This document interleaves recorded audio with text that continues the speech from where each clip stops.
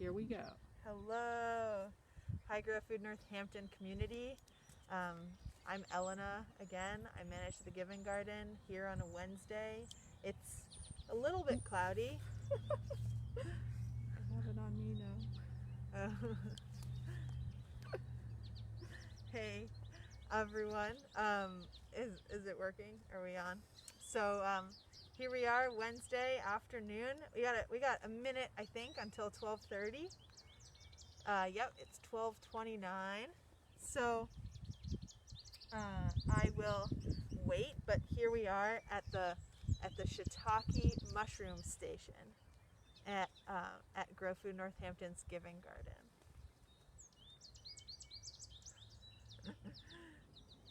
I'm trying to be able to see viewers. Okay, it's okay. Well, we'll figure it out. So I think I'll start. So I'm Ellena, and I'm here with Melissa, and say hi. Hi! So it's a Wednesday afternoon at the Giving Garden, and we're not in the garden part of the Giving Garden today. We're in the Shiitake mushroom area of the Giving Garden, which is due for another name. So maybe we'll get some requests at some point. We have requests for feedback about what our name should be at Grow Food Northampton's Shiitake mushroom area.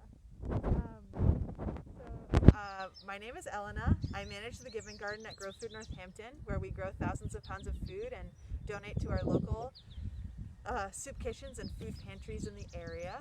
And Melissa is here as the camera person, and she's our youth education coordinator. And we are happy to show you today what our shiitake mushrooms look like. Well, the logs to grow our shiitake mushrooms. Since we don't, since it's not quite the time for shiitakes yet, we're going to get them probably in the next month. There will be a flush of shiitakes. So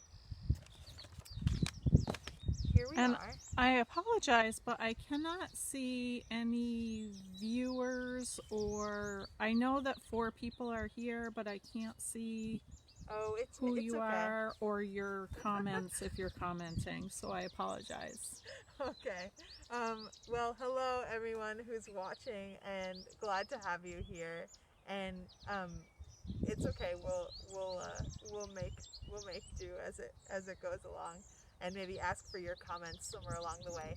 You can comment if you can't hear us very well, or there's something wrong with the sound or video. We love to get feedback on the spot of how we're doing. So Moss is here. Hey. Hi Moss. Hi everyone. I think that we're gonna start by showing you the our drill. We have a special bit. This bit has a special stop on it, and this stop prevents the hole from getting too deep into the log. And so we start by drilling holes into the mushroom logs before we can fill the mushroom logs with the spawn. And I have all my materials here, and I even have one of my favorite books, Mycelium Running by Paul Stamets. Highly recommend. You're getting compliments on your mask. Oh, thanks very much.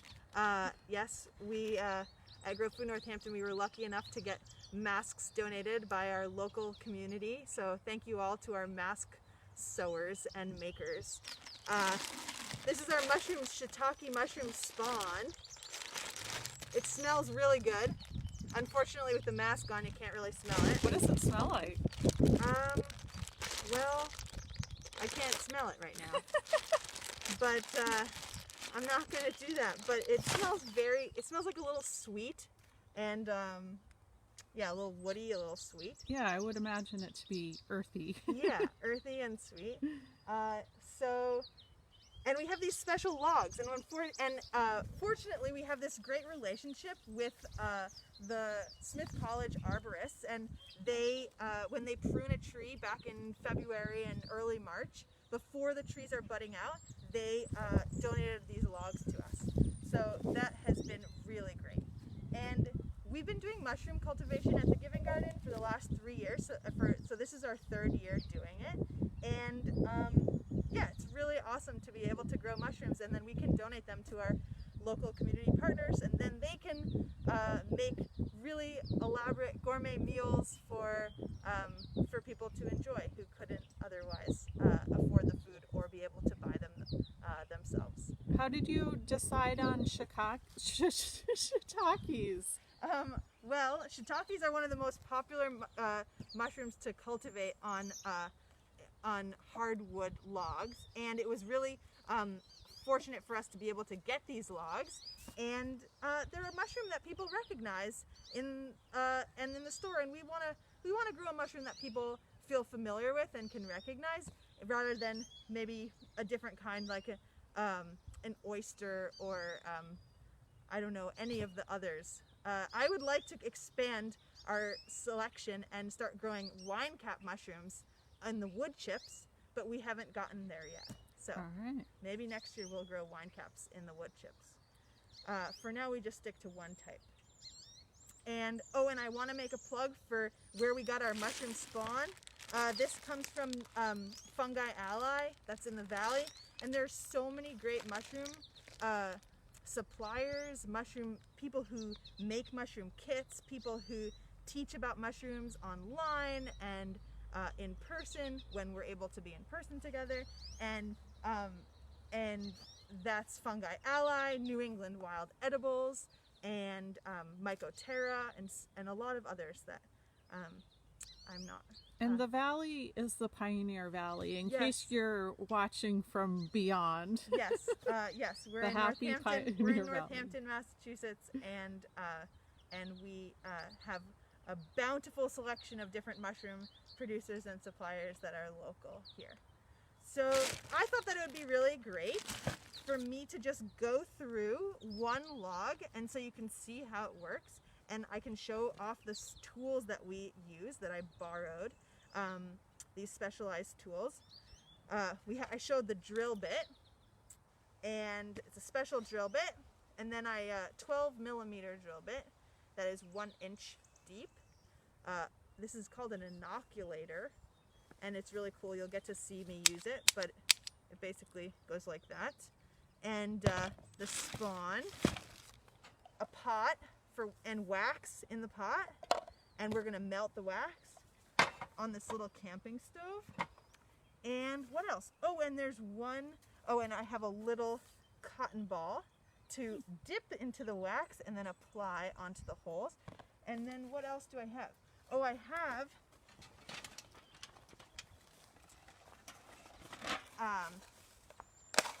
have one of the extraordinary volunteers at Grow Food Northampton made us labels, and so we put one of our labels that says Shiitake 2020, and we put them on, and we staple it on the end of the log so that we can That is so cool. so we can have a labeled log. I love that.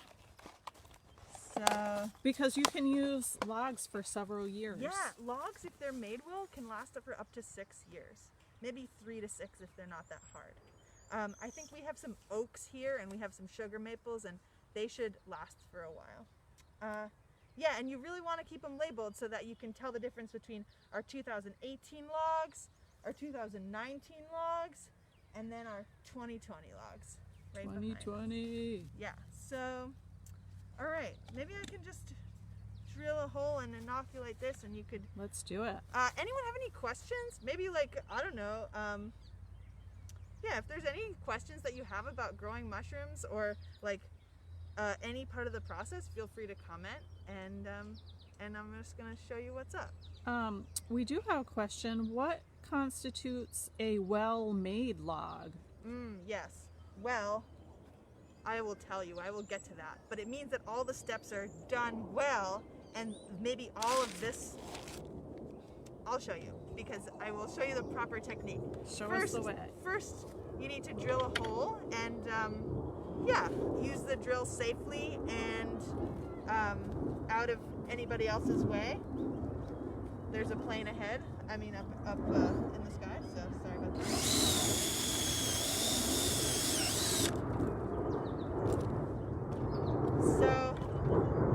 quickly show the log that actually we have all our holes already done.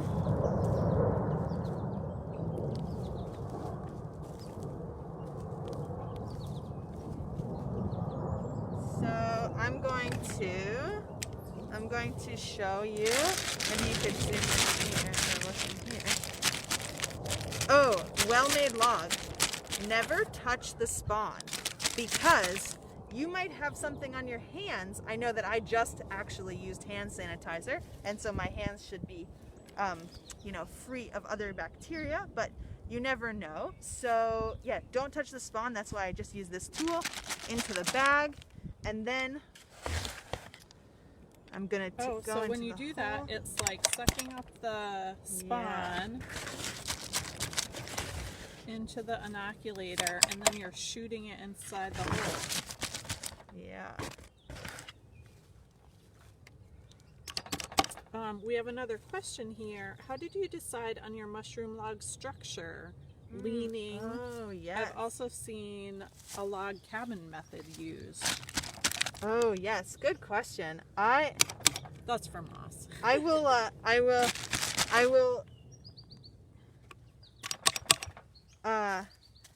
describe the structure after I do this one row.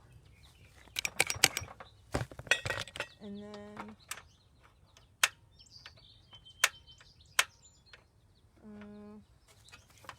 maybe what I feared. Oh no, maybe not.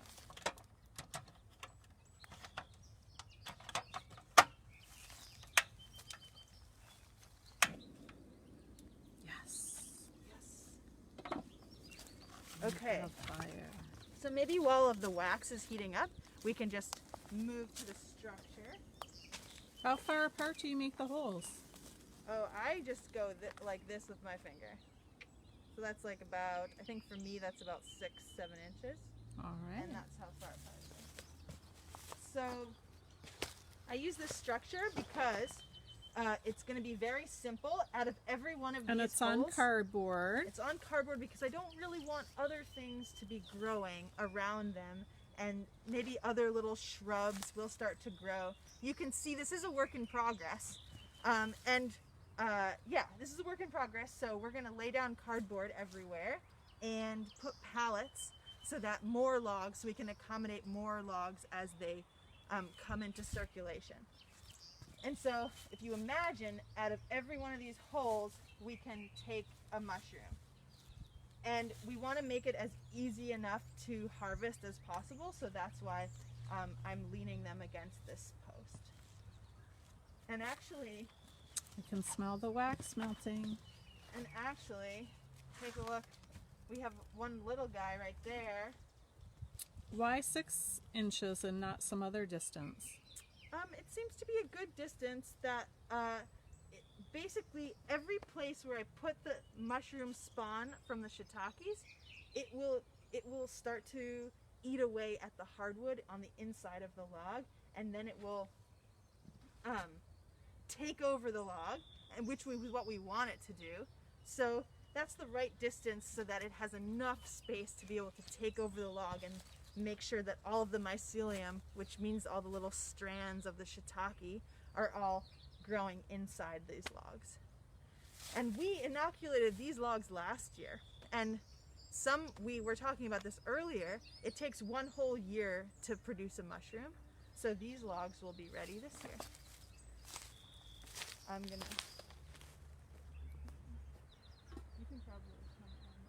I thought maybe we could call this the Shiitake Stand. Yeah, that's a good idea. Yeah, we're open to other feedback about where. So, let's just do a little demo so you can see. This is a very fun tool to use, the palm inoculator. And well-made log means that the spawn goes all the way into the hole and is not going overflowing out of the hole, and because I pounded it all into the hole. And then I'm gonna take my little dauber and show you your little cotton ball. that I'm going to cover. And that's with the heated melted wax that you're putting over the Yep. the spawn. And you just notice that put I in. didn't touch at all. I didn't touch the spawn. I'm just doing it directly with the wax.